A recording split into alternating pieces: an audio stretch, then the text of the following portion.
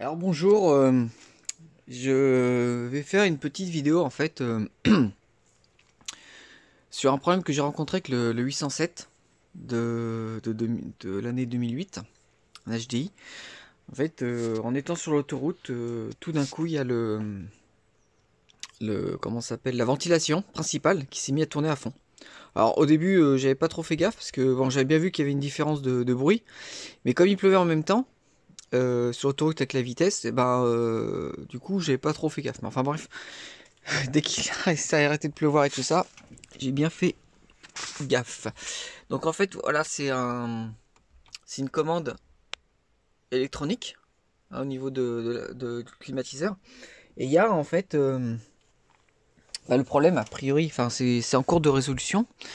Donc c'est une vidéo en fait, oui, c'est ça que j'ai oublié de dire, c'est pas trop dans mes cordes, je suis pas trop mécano.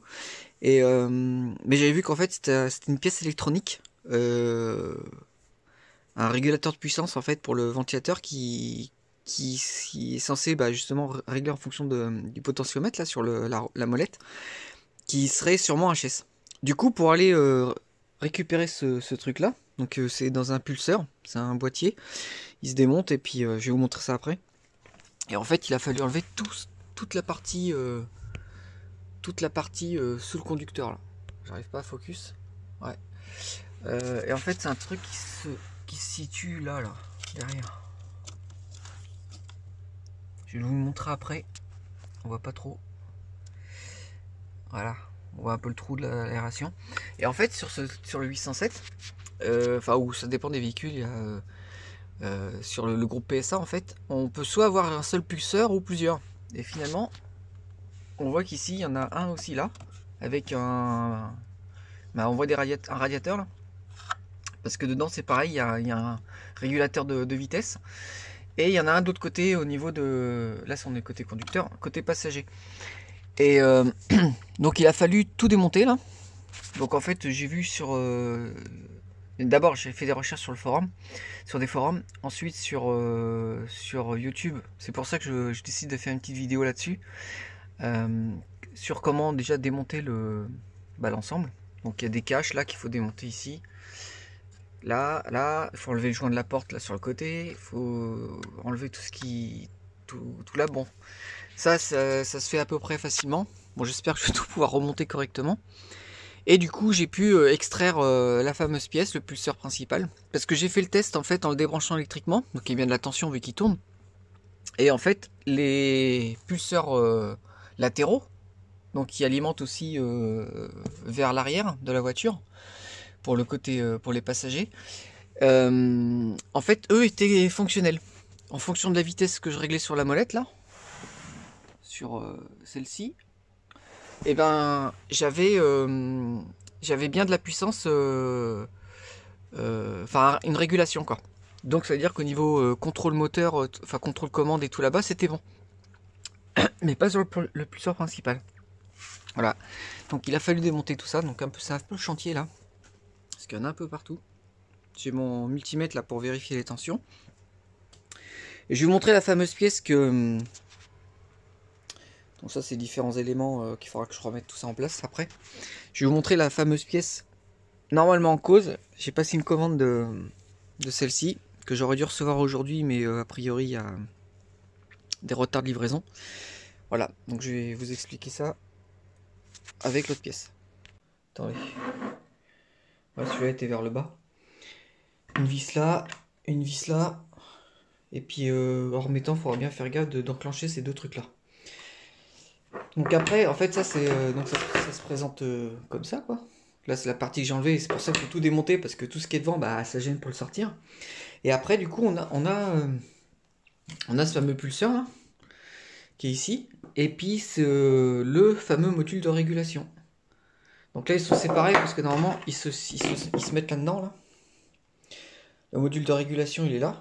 Donc avec les ailettes, quand ça tourne, ça fait donc il y a de l'air, ça permet de le refroidir. Et normalement, ce serait ça qui serait grillé. Donc a priori, de ce que j'ai vu sur les forums, c'est que quand il est grillé, c'est soit la ventilation elle tourne au max, soit elle tourne plus du tout. Là, pour moi, ça tournait au max. Et ça fait un bruit comme pas possible en fait. Donc voilà. Et puis là, on voit un peu l'arrière du moteur en fait. Donc ça tourne là. Et quand je l'ai défait, et ben en fait c'était rempli de poussière de charbon. Effectivement, j'avais vu sur les forums que des fois si le moteur ne fonctionnait plus, c'était parce qu'en fait il y avait tellement de poussière de charbon, donc ça faisait des faux contacts, une sorte de court-circuit quoi. Et en fait ça l'empêchait de tourner. Et donc ça j'ai tout soufflé.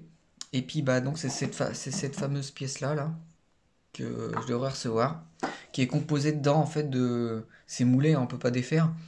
Il y a des transistors, il y a tout ça dedans, justement qui en fonction de là c'est l'alimentation 12 volts qu'on met là, qui vient au travers de la batterie. Et là ici de l'autre côté c'est les deux bah, c'est le fameux réglage qui se fait par la commande là. Et comme ça régule après la tension qui est là-dessus là, qui permet de faire varier la vitesse. Et sauf que du coup, comme lui est en court-circuit, ça doit être fait de façon que quand c'est en court-circuit, enfin sur ce modèle-là en tout cas, ça ouvre un contact ou ça le ferme, je sais pas, mais en tout cas ça renvoie directement le 12 volts, le 12-13 volts de la batterie, enfin avec l'alternateur directement là. C'est pour ça qu'il tourne à fond.